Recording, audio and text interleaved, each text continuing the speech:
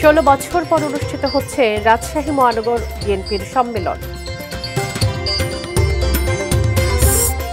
সাপে কাটা রোগের চিকিৎসায় পর্যাপ্ত অ্যান্টিভেনম নেই সব জেলায়।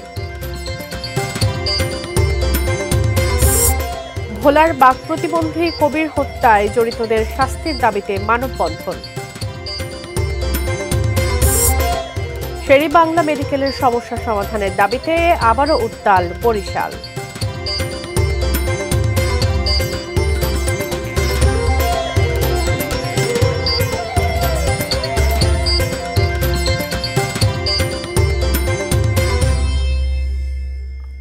দেখছেন এটিএন নিউজ। দেশের খবরে সবাইকে স্বাগত জানাচ্ছি, আমি বাবলি ইয়াসমিন। এতক্ষণ নাসির ফ্লোর গ্লাসের সৌজন্যে শিরোনামগুলো শুনছিলেন। বিস্তারিত। দীর্ঘ 16 বছর পর আজ রাজশাহীতে অনুষ্ঠিত হচ্ছে মহানগর বিএনপির দ্বিবার্ষিক সম্মেলন।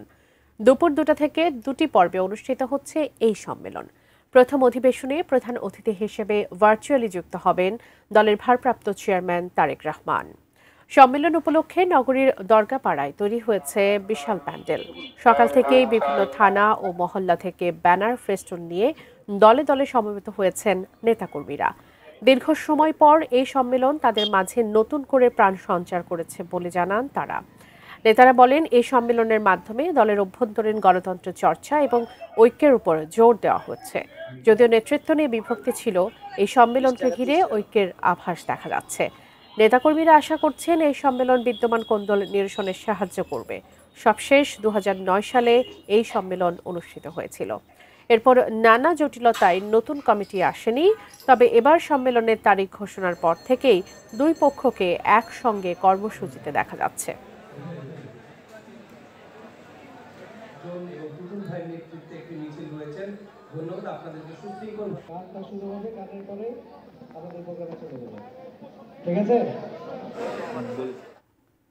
দর্শক, রাজশাহী মহানগর বিএনপির দ্বিবার্ষিক সম্মেলনের স্থল থেকে সরাসরি যুক্ত হচ্ছেন রাজশাহী প্রতিনিধি বুলবুল হাবিব।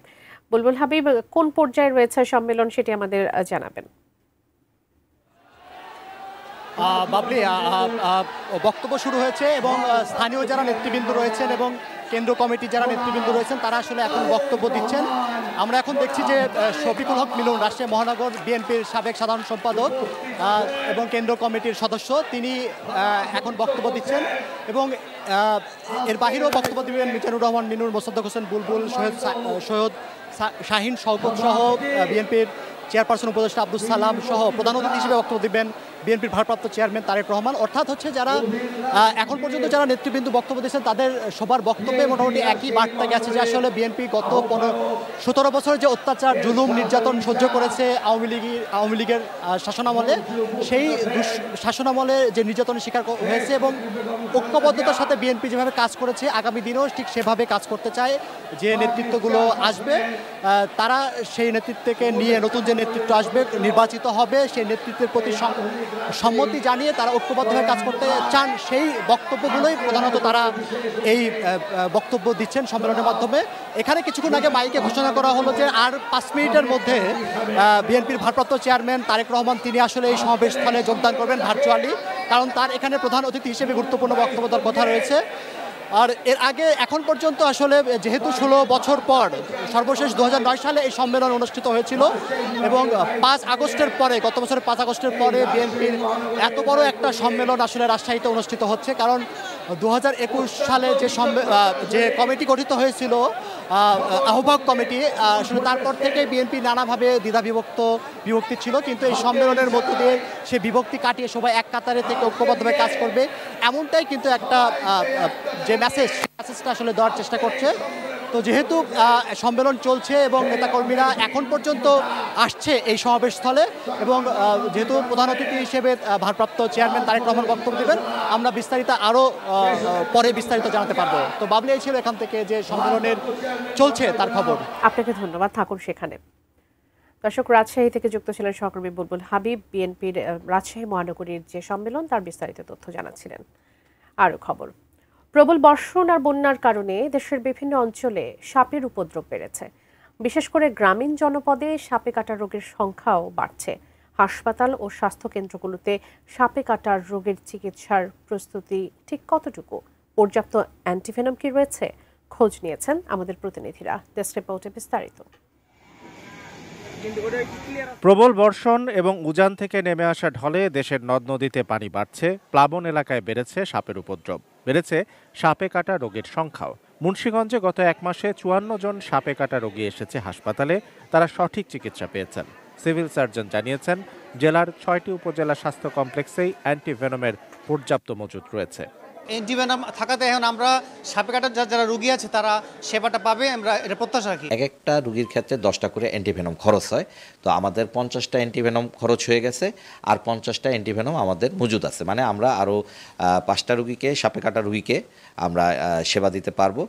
নদীকেন্দ্রিক জেলা চাঁদপুরেও সাপের উপদ্রব বেড়েছে। জানুয়ারি থেকে মে মাসে প্রায় 300 রোগী চিকিৎসা নিয়েছেন, মারা গেছেন 5-6 জন।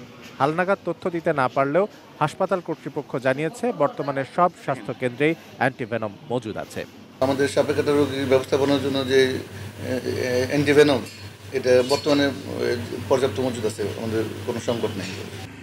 টানা বৃষ্টিতে রাঙামাটিতে হ্রদের পানি বাড়ায় সাপের উপদ্রব দেখা দিয়েছে। তবে রাঙামাটি জেনারেল হাসপাতালের আবাসিক চিকিৎসক জানান, জানুয়ারি থেকে জুলাই পর্যন্ত ভর্তি হওয়া 12 জন রোগী ছিলেন নির্বিষ সাপের কামড়ের শিকার এবং সবাই চিকিৎসা নিয়ে সুস্থ হয়ে ফিরে গেছেন। সচেতনতা বৃদ্ধির জন্য বর্ষাকালে সাপের বিচরণ বাড়ে, সুতরাং সবাই অ্যান্টিভেনম আছে, স্টকে আছে, এই জন্য সবাই হাসপাতালে আসবেন জরুরি ভিত্তিতে। দেরি করে আসলে কিন্তু আসলে আমরা ফলাফল পাবো না। সুনামগঞ্জে হাওড়াঞ্চলের মানুষরা দীর্ঘদিন ধরে সাপের আতঙ্কে থাকলেও বর্তমানে স্বাস্থ্যকেন্দ্রগুলোতে পর্যাপ্ত অ্যান্টিভেনম ও চিকিৎসা ব্যবস্থা থাকায় তারা কিছুটা স্বস্তিতে আছেন। তবে নীলফামারীর চিত্র কিছুটা ভিন্ন। সেখানে পর্যাপ্ত অ্যান্টিভেনম নেই, আর নেই আইসিইউ সুবিধা। ফলে সাপে কাটা রোগীর চিকিৎসা চলছে নানা সংকট ও সীমাবদ্ধতার মধ্য দিয়ে। কিছু কিছু রোগী হয়তো আমাদের এখানে না আসে ট্রান্সফার হয়ে চলে যায়, যেতে যেতে রাস্তায় মারা যায়। এই স্ন্যাক বাইটের রোগীগুলোকে যদি আমরা রেসপিরেটরি অ্যারেস্ট হয়ে যায়, শুধু যদি আমরা অ্যান্টিবেট করে মেকানিক্যাল ভেন্টিলেশন দিতে পারি, তাহলে প্রত্যেকটা রোগী অ্যান্টিভেনম পেয়ে সুস্থ হয়ে বাড়ি যেতে পারবে। কিছু এলাকায় পর্যাপ্ত ব্যবস্থা থাকলেও বেশ কিছু জেলায় এখনও ঘাটতি রয়েছে। সাপে কাটা রোগীর জীবন বাঁচাতে অ্যান্টিভেনমের সরবরাহ এবং দ্রুত চিকিৎসা নিশ্চিত করা খুবই জরুরি। Shamsul Arefin, desk report, ATN news. ভোলার তজুমুদ্দিনে বাক প্রতিবন্ধী দিনমজুর কবির হোসেনের মৃত্যু এখনও রহস্য ঘেরা। জমিজমা সংক্রান্ত বিরোধের জেরে হত্যাকাণ্ড নাকি অন্য কোনো কারণ 11 দিন পেরিয়ে গেলেও উদ্ঘাটন করতে পারেনি পুলিশ। হত্যায় জড়িতদের শাস্তির দাবিতে মানববন্ধন করেছেন বিক্ষুব্ধ এলাকাবাসী। ভোলা প্রতিনিধি মোহাম্মদ মঞ্জুর আলমের তথ্য ছবিতে দেখুন ডেস্ক রিপোর্ট। স্বামীর ছবিটাই এখন কেবল সুমা বেগমের সান্ত্বনা, তবে চোখের পানি বাঁধ মানছে না। স্বামীকে হারিয়ে 4 সন্তান নিয়ে অনিশ্চিত জীবনে পড়েছেন, জানেন না ভবিষ্যৎ কি। স্বামীর ঘাতকদের শাস্তি হবে তো? স্বামী হারানোর বিচার কি তিনি পাবেন? আমার শ্বশুরের জায়গা জমিলে অনেক ঝগড়া চলে, অনেক হুমকি টুমকি দিছে। আমার মাজার চাচা শ্বশুর ছেলে রিয়াজ, আবার ছোট চাচা শ্বশুর ছেলে হয়েছে রাসেল, ওরা অনেক হুমকি দিছে, ওরা চুরিও দেখাইছে আমার স্বামীকে। এর পরে তো আমার স্বামী নিখোঁজ। ভোলার তজুমুদ্দিন উপজেলার শম্ভুপুর ইউনিয়নের লামছে গ্রামের কবির হত্যাকাণ্ড এখন জেলার আলোচিত ঘটনা। গত 29 জুলাই থেকে নিখোঁজ ছিলেন বাক প্রতিবন্ধী কবির হোসেন। ঘটনার 3 দিন পর বাড়ির পাশের পুকুর থেকে তার ক্ষতবিক্ষত মৃতদেহ উদ্ধার করে পুলিশ। নিহতের ভাই প্রথমে একটি অপমৃত্যুর মামলা দায়ের করলেও দেখা দিয়েছে নানা প্রশ্ন। 11 দিন পার হলেও মৃত্যু রহস্য উদ্ঘাটিত না হওয়ায় ক্ষোভে ফুঁসে উঠেছে এলাকাবাসী। তোর বড় ভাই শেষ করছি, এখন কামরুলের পালা, তারপরে চাচার পালা। এই চিঠির ভিতরে লিখে দিছে। যখন পুকুর থেকে উঠানো হইল তখন দেখলাম তাকে যে শাস্তি, তার জিহ্বাটা বের হয়ে গেছে, তার একটা চোখ উঠানো হয়েছে, বুকের দুই পাশে দেখতেছি যখন ছোড়া দিয়ে গুতা দিছে এমন 2টা গুতা দেখেছি, তারপর প্যাডে ছোড়া দিয়ে গুতার দাগ দেখেছি, হাত কাটা দেখেছি। থানায় মামলা দিছে, মামলা পুলিশ নিচ্ছে না এবং 3 জন আসামি গ্রেপ্তারও করা হয়েছে। গ্রেপ্তার করে আবার ওদেরকে ছেড়ে দিছে। বিচার চাই, এবং যদি বিচার না হয় তাহলে তো এলাকার আরো 2-4টা লোক পড়ে যাবে। হালাই দিতে এরা কোনো প্রতিবাদ করবে না, এদের মনে এরকম সাহস এখন জাগি গেছে। পুলিশ বলছে তদন্ত চলছে। এটা গুরুত্ব সহকারে আমরা তদন্ত করতেছি। কবিরের মৃতদেহ আমরা সুরথাল প্রতিবেদন তৈরি করে মর্গে পাঠিয়েছি। সেই রিপোর্টটা যত দ্রুত আসবে আমরা তত পরবর্তী পদক্ষেপে যেতে পারবো। কবির খুনের নেপথ্যে কি জমি জমার বিরোধ নাকি অন্য কোনো কারণ? হত্যায় জড়িত কারা? এসব প্রশ্নের জবাব খুঁজতে পুলিশকে সক্রিয় হওয়ার আহ্বান এলাকাবাসীর। Raihan Munshi, desk report, ATN news. দেশের খবরের সময় হলো একটা বিরতি, এবার ফিরছি একটু পর, সঙ্গেই থাকুন।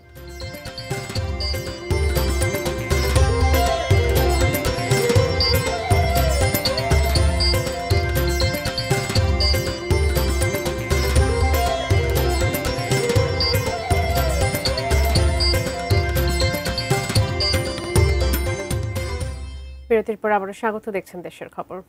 দর্শক, বিভিন্ন দাবিতে হাসপাতালের অনিয়ম থেকে শুরু করে শেরেবাংলা মেডিকেল কলেজ হাসপাতালের, বরিশালে যে শেরেবাংলা মেডিকেল হাসপাতাল আছে তার বিভিন্ন দাবিতে আবারও উত্তাল হয়ে উঠেছে বরিশাল।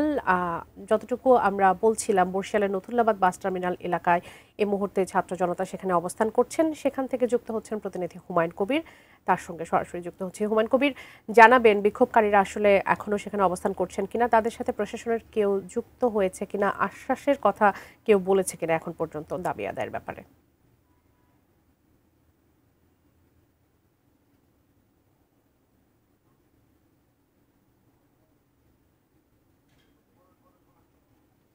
কিছুক্ষণ আগে, মানে এই মাত্র এখানের যে ছাত্ররা আন্দোলন করছে, সেই ছাত্ররা কিছুক্ষণ আগে তারা প্রেস ব্রিফিং করেছে। আজকের যে কর্মসূচি ছিল, সেই কর্মসূচি সকালবেলা আইনশৃঙ্খলা রক্ষাকারী বাহিনী, পুলিশ এবং তারা অভিযোগ করেছে তাদের হামলা করে বেশ কিছু নেতাকর্মীকে আহত করেছে। এ কারণে তারা ক্ষোভ প্রকাশ করেছে এবং তারা বলেছে যে দাবি আদায় আবদ্ধ তারা রাজপথ ছেড়ে যাবে। এবং তারা বলেছে এও যে স্বাস্থ্য যে উপদেষ্টা, তিনি যদি 24 ঘন্টার ভিতর এসে যদি এখানে এই সমস্যার সমাধানের প্রতিশ্রুতি না দেয়, তাহলে তারা আরও দুর্বার আন্দোলন তারা গড়ে তুলবে এবং প্রয়োজন সারা দেশব্যাপী আন্দোলন করে তুলবে। এবং তারা বলছে যে বরিশাল শেরেবাংলা মেডিকেল হাসপাতালে যে অবকাঠামোগত সংকট রয়েছে, সেখানে চিকিৎসক সংকট রয়েছে, সেখানে ম্যান পাওয়ারের অভাব রয়েছে এবং সার্বিক দিক থেকে সেখানে যে দুর্নীতি অব্যবস্থা, এই কারণে এখানে সুচিকিৎসা পাচ্ছে না। এবং তারা এই হাসপাতালেও তার সংস্কার দাবি করেছে এবং তারা বলেছে যে তাদের আন্দোলন চলবে যতদিন পর্যন্ত না এই সমস্যার সমাধান না হবে। এবং তারা বলছে এই অঞ্চলের সবচেয়ে উচ্চতর চিকিৎসা কেন্দ্র শেরেবাংলা মেডিকেল হাসপাতাল, এখানে চিকিৎসার কোনো ব্যবস্থা নেই। এ কারণেই তারা আন্দোলন করছে এবং 14 দিনের আন্দোলনের চলছে এবং এই ব্লকেট কর্মসূচি চলছে আজকের 3 দিন। এই ব্লকেট কর্মসূচির কারণে বরিশাল সহ সারা দেশের সাথে সড়ক যোগাযোগ বন্ধ রয়েছে। এ কারণে মানুষের চরম দুর্ভোগ পোহাতে হচ্ছে। এই ছিল আমার কাছে সর্বশেষ। আপনাকে ধন্যবাদ। বরিশাল প্রতিনিধি হুমায়ুন কবির যুক্ত ছিলেন। সময় হয়ে গেল আর একটি বিরতি নেবার, ফিরছে একটু পর, সঙ্গেই থাকুন।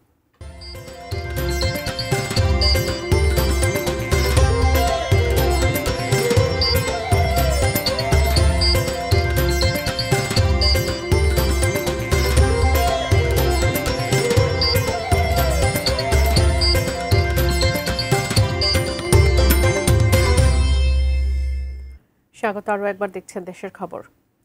স্থায়ী ক্যাম্পাসের দাবিতে সিরাজগঞ্জের শাহজাদপুরে রবীন্দ্র বিশ্ববিদ্যালয়ের শিক্ষক, শিক্ষার্থী ও কর্মচারীরা আজ আবারও সড়ক অবরোধ করে বিক্ষোভ করেছেন।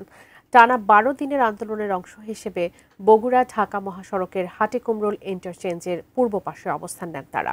এর ফলে ঢাকার সঙ্গে উত্তরবঙ্গের 22 জেলার সড়ক যোগাযোগ বন্ধ হয়ে যায়। আন্দোলনকারীরা জানান, 2016 সালে বিশ্ববিদ্যালয়টি প্রতিষ্ঠিত হলেও দীর্ঘ 9 বছর ধরে ভাড়া করা ভবনে কার্যক্রম চলছে। 2018 সালে 235 একর জমিতে ক্যাম্পাস স্থাপনের জন্য একটি প্রস্তাব দেওয়া হয়েছিল। একনেকে অনুমোদনের নীতিগত সিদ্ধান্ত থাকলেও সম্প্রতি পরিবেশ উপদেষ্টা সৈয়দা রিজওয়ানা হাসান এই জমিতে ক্যাম্পাস স্থাপন না করার প্রস্তাব দেন। এর প্রতিবাদে শিক্ষক, শিক্ষার্থী ও কর্মচারীরা বিক্ষোভে নেমেছেন। তারা অবিলম্বে স্থায়ী ক্যাম্পাসের জন্য প্রকল্প অনুমোদন ও বাস্তবায়নের দাবি জানান।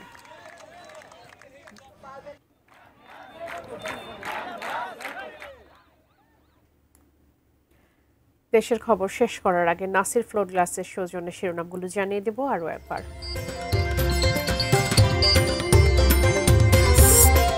16 বছর পর অনুষ্ঠিত হচ্ছে রাজশাহী মহানগর বিএনপির সম্মেলন।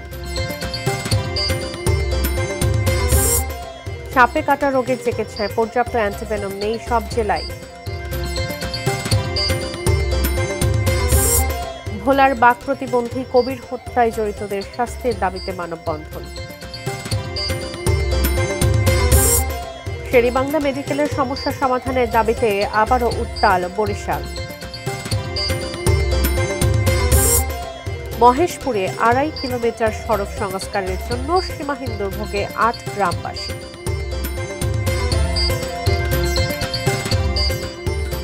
এই ছিল দেশের খবরে। এতক্ষণ সঙ্গে থাকার জন্য ধন্যবাদ সবাইকে।